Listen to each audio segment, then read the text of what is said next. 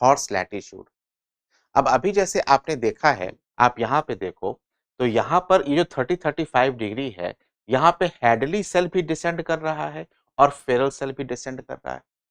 यानी कि 2-2 descending columns हैं।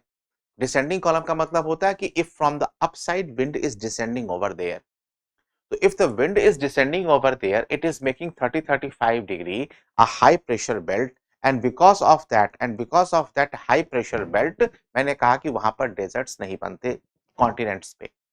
लेकिन इसको हॉर्स लैटिट्यूड क्यों कहते हैं? तो आप देखोगे कि हॉर्स लैटिट्यूड क्यों कहते हैं, आप देखो इस बात को कि जब ओशंस में पहले के जमाने में तो वो सेल कॉमर्शियल बोट्स होते थे ना, जिसके बारे में मैंने अभी बताया आपको कि ट्रेड करते थे। तो जो कॉमर्शियल बोट्स होते थे those days those were not mechanized, these were manual, है ना? अगर आपने देखी होगी पिरेट्स ऑफ कैरेबियंस, तो उसमें वो बोट्स पे ना बड़ा सा सेल लगा हुआ होता है, सेल मतलब कपड़ा लगा हुआ होता था, तिरपाल जैसा। और उसी पर जो विंड आ रही है, तो वो विंड आके प्रेशर डालेगी और जैसे-जैसे प्रेशर बनेगा उस तरीके से वो चलेगी। आपको बस उस सेल को नेविगेट करते रहना है, टर्न करते रहना है और उससे क्या होगा कि आपकी बोट आगे बढ़ती रहेगी और नीचे आप वो चप्पू चलाते रहते हैं। यही काम होता था। लेकिन अभी जो 30-35 डिग्री वाला एरिया है, अच्छा, इस ट्रेड विंड को यूज करते थे अरब से इंडिया, तो अरेबियंस के पास हॉर्सेस हुआ करते थे, है ना? अरेबियंस के पास हॉर्सेस हुआ करते थे। तो ये जो हॉर्सेस हैं, इन हॉर्सेस का ट्रेड होता था इंडिया के लिए, से द मालाबार कोस्ट, है ना? जैसे केरल है, जैसे महाराष्ट्र है, जैसे गोवा है, ये सारे कोस्ट पे आपके पास अरब से हॉर्सेस आते थे।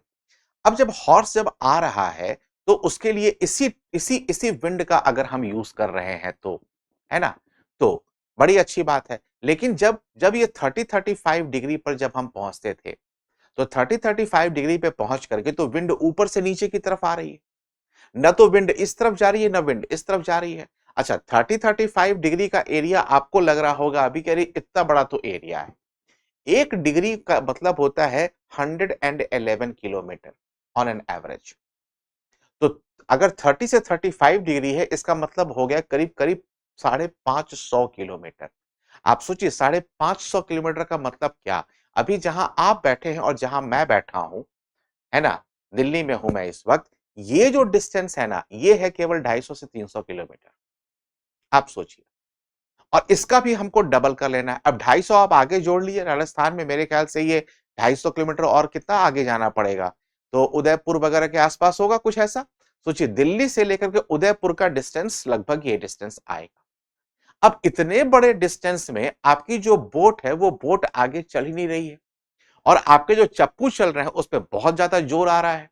तो उसको लोगों को ये लगता था कि ये जो हॉर्सेस है ना, इन हॉर्सेस की वजह से ऐसा हो रहा है और ये जो समुंदर का देवता है, they are asking for the sacrifices, है ना? उन दिनों सैक्रिफाइसेस जैसे गॉड को हम खुश करने के लिए किया करते थे।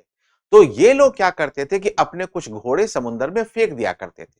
अब समुंदर में अगर आप घोड़े फेंक देंगे, तो ऑब्वियस सी बात है कि जो बोट है, उसका जो वेट है वो कम हो जाएगा और 1-2 नहीं, वो करीब 40-50 हॉर्सेस फेंकते थे। तो उससे इनका वेट कम हो जाया करता था और चप्पू चलाना आसान हो जाया करता था।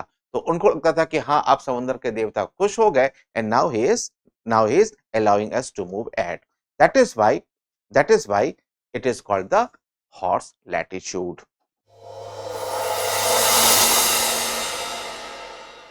For more informative content, like, share and subscribe, and do not forget to press the bell icon to get the notifications.